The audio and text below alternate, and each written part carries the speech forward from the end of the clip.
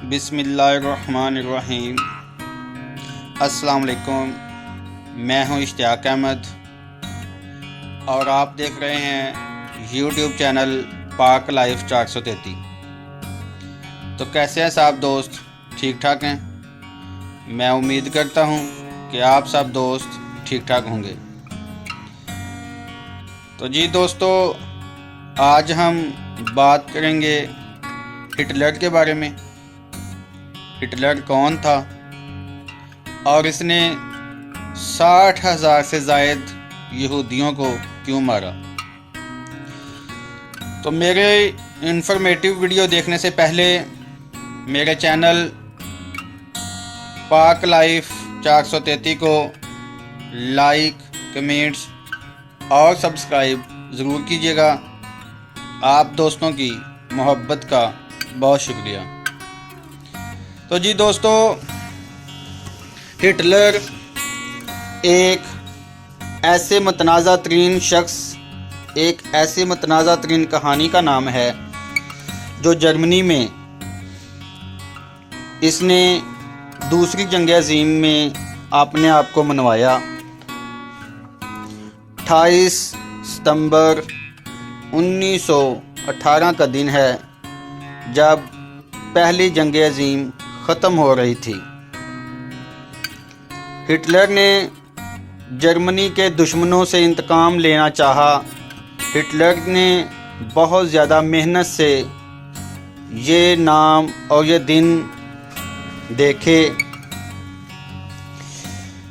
Hitler نے 1 April 1920 کو فوج کو خیرباد کہہ دیا۔ ہٹلر نے اپنی فوج کی نوکری 1 اپریل 1920 کو چھوڑ دی تاکہ وہ ایک نئی سیاسی پارٹی بنا سکے، کیونکہ ہٹلر اب جانتا تھا کہ جرمنی کو بچانے اور برطانیہ اور فرانس سے بدلہ لینے کا یہی ایک طریقہ ہے۔ جب ہٹلر نے ایک سیاسی پارٹی بنائی جس کا نام جرمن ورکرز پارٹی تھا، اس پارٹی میں وہ لوگ شامل ہوئے جو پہلی جنگ عظیم میں شکست کھا چکے تھے۔ یہ وہی جرمن پارٹی ہے جو بعد میں نازی پارٹی کے نام سے جانی گئی تھی۔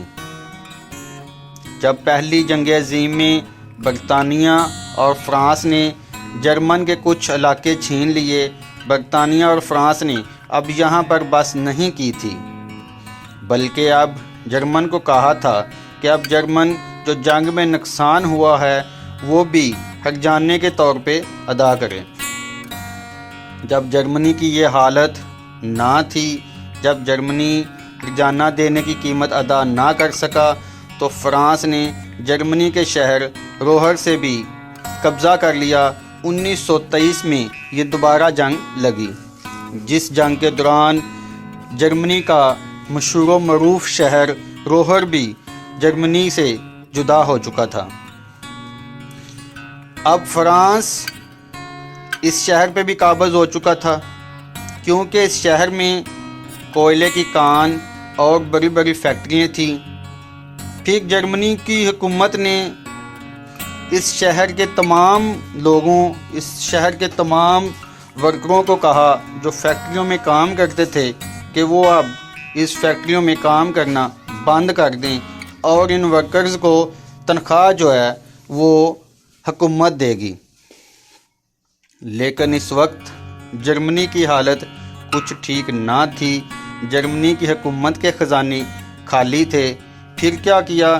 جرمنی حکومت نے دن رات نوٹ چھاپنے شروع کر دیے، جس کا جرمنی کو بھاری نقصان ہوا اور جرمنی کی کرنسی دن بدن نیچے چلی گئی۔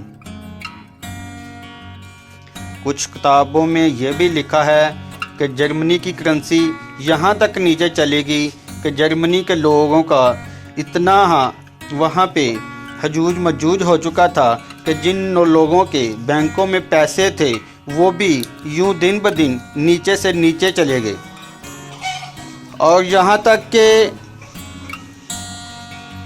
جرمنی میں ایک چائے کی کپ جرمنی کے پیسے مارچ کا جو ہے وہ 1 ارب روپے کا ایک چائے کا کپ ہو چکا تھا، اور جرمنی کے لوگ جب مارکیٹ میں جاتے تھے تو تھیلوں میں جرمنی کی کرنسی مارچ کو لے کے جاتے تھے۔ لیکن اب ہٹلر کو یہ معلوم ہو چکا تھا کہ اب یہ حالات سنبھالنے ہی پڑیں گے۔ ہٹلر نے اپنی سیاسی پارٹی کو بہت محنت سے اوپر لانا چاہا، اور ہٹلر نے اپنے اسکولوں اور کالجوں کے نصاب میں کچھ ایسے نصاب کو شامل کیا جس سے تمام جرمنی یہودیوں سے بہت نفرت کرنے لگے۔ ایک دن ایسا آیا 8 نومبر 1923 کو ہٹلر نے اپنی حکومت کا اعلان کر دیا، جس سے ہٹلر اور جرمنی کی حکومت آمنے سامنے ہوگی اور کچھ لوگ اس لڑائی میں مارے گئے۔ اس کے بعد ہٹلر جیل چلا گیا۔ ہٹلر نے 9 ماہ جیل کاٹی اور جیل کے اندر ایک ایسی کتاب لکھی جس میں اس نے یہودیوں کے خلاف بہت کچھ لکھا اور یہودیوں سے بدلہ لینے کی ٹھان لی۔ ہٹلر نے جیل سے رہا ہونے کے بعد اپنی پارٹی کو بڑی مشکل سے اکٹھا کیا۔ پھر ہٹلر کی سیاسی پارٹی میں ایک ایسا آدمی شامل ہوا جو پراپوگنڈا کرنے میں بہت ماہر تھا، جس کا نام گلوبز تھا۔ پھر پارٹی نے ایک ایسے نکارہ پارٹی کو دوبارہ سے ایک نازی پارٹی کے نام سے دوبارہ اس کو ایک تقویت بخشی۔ پھر ہٹلر نے 60,000 سے زائد یہودیوں کو مارا۔ یہ اس کا پہلا بند تھا۔ اب ہم اس کی دوسری جو ہے وہ قسط اس کے بعد شائع کریں گے انشاءاللہ۔ میں امید کرتا ہوں کہ آپ کو ہمارا یہ انفارمیٹیو ویڈیو کلپ پسند آیا ہوگا۔ انشاءاللہ دوسرے کلپ کے آنے تک آپ مجھے اجازت دیں۔ اللہ پاک آپ سب دوستوں کا حامی و ناصر۔